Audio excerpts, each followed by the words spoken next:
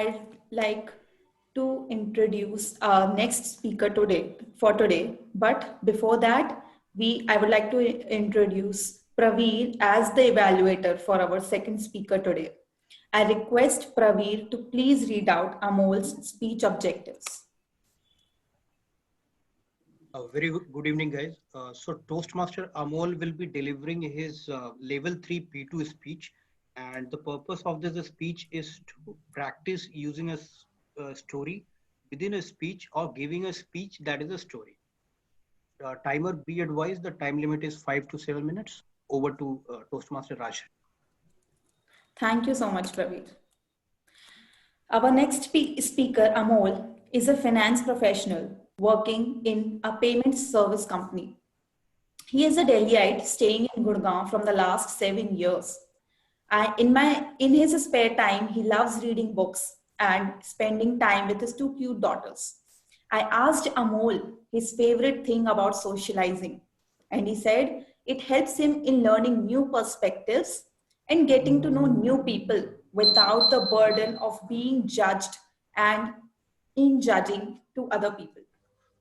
So, with this, let's welcome Toastmaster Amol. Toastmaster Amol, Unthinking.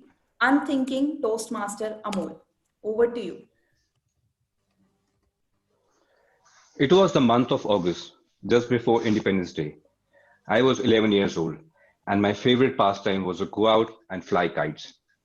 And here I was, all prepared and decked up with my kites, with my manja, the kite spool, all prepared.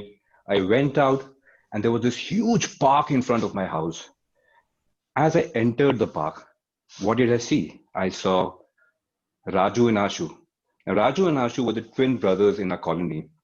They were 3 years elder to me, but double my height, and they were the bully of the colony. You know, the bullies that generally at that age, and especially boys, who just punch you and kick you for no reason. So I was a little terrified getting into the park. I could sense that there would be some mischief here. So I started to prepare my kite flying session, and suddenly what I see is Raju and Ashu came towards me and they snatched all my kites and they began to run. Something shifted in me. I was furious. I ran towards them and I held Raju like this through the neck and Ashu like this and pinned them to the ground. They were terrified. They looked at me and they started to plead forgiveness. I said, "Return my kite now." They gave my kite back to me. And as I was carrying my kite at my back and walking back home, I was partly amused and partly confused with what I just did. How on earth did I beat Raju and Ashu together when on a different day, either of them could have just hit my ass? So as I think about it and as I grew up, I could understand what really happened. Yes, of course, we can talk about this whole biological cycle of flight or fight that kicked in at that point in time. But I like to focus on something else, which is the other side of it, which is the fact that on that particular day, on that particular moment, I did not let my cognitive thinking interfere in the decision-making process. I followed my instincts and I just did what I wanted to do. Does that mean there is a lesson in that? Does that mean that sometimes we overthink and therefore do not reach our optimal performance? Let me take you to 2011 semi-final the semi-final match in US Open between Roger Federer and Novak Djokovic. It was a 5-setter and Federer was almost there, about to win. He had 2 match points. And then as Federer got up and he started to serve, the crowd started to applaud him in acknowledgement that he's going to win. And Djokovic was sort of nodding, acknowledging that he's now going to lose. And then what happened? As Federer served on his right, Djokovic, in a very uncomprehending way, gave a return that stunned Federer. He lost that point, and then he lost on to that set. He lost on to the match. But what was more amusing and surprising was the fact that after that shot, Djokovic then started to play to the crowd, almost seeking acknowledgement. He was enjoying himself, and the thought of losing didn't seem to be there in his mind. What did Djokovic do that day? Did he tap into some resource? The resource of unthinking, which is your ability to use all the years of learning in those crucial moments when you can separate your thinking from yourself in that equation.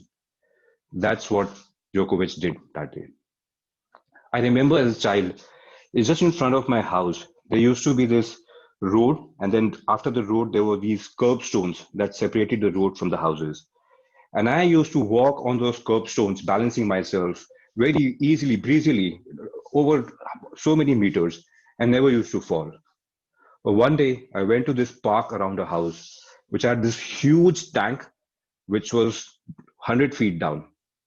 On the wall of that tank, I started to walk, and the width of that wall was pretty much same as the curbstone. But then every step was a trial. Every step I was nervous, I was freaking. I may just fall. What was the difference? The difference was the depth. That was 6 inches, this was 100 feet. And then I started to overthink about my ability to balance. And therefore, I just couldn't walk. I was terrified. It happens all the time. There are so many examples. Those who play cricket, how easy is to take that catch that just comes your way, that reflex catch. But when there is a high catch that you're sitting under, you start to think about, am I sitting in the right, am I standing in the right place? That did I judge the trajectory right? What if I drop the catch? What will the bowler say? You have those extra 2 seconds to think about all of those things. And what happens? You sometimes just drop the catch. Well, what am I telling you? Why am I telling you all these stories? I'm not telling you to stop thinking, because you cannot unthink before you think. Perhaps Djokovic had tried thousands of variations of that shot before he actually implemented that shot in the match. So all I'm saying is the ability to learn, to learn, to use all the years of your learning in that crucial moments, and separate yourself, separate your thinking, to be able to go with the flow, be in that zone. That is what unthinking is. And the easiest way to unthink is to be able to enjoy yourself and not judge yourself. I've been part of Toastmasters for quite some time. And what I've seen a lot of examples of people coming in here. They come in, they give their first speech, and that's easy enough. Maybe the second one, and after that, don't come back. What really happens? The first speech, there is no fear of judgment. You're just coming in fresh.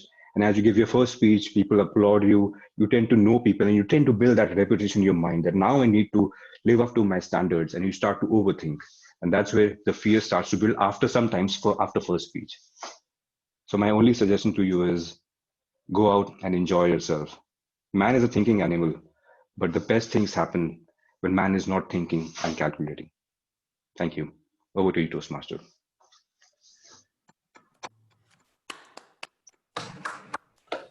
That was a very wondrous speech, Amol, and that really hit the nostalgic part of all of us.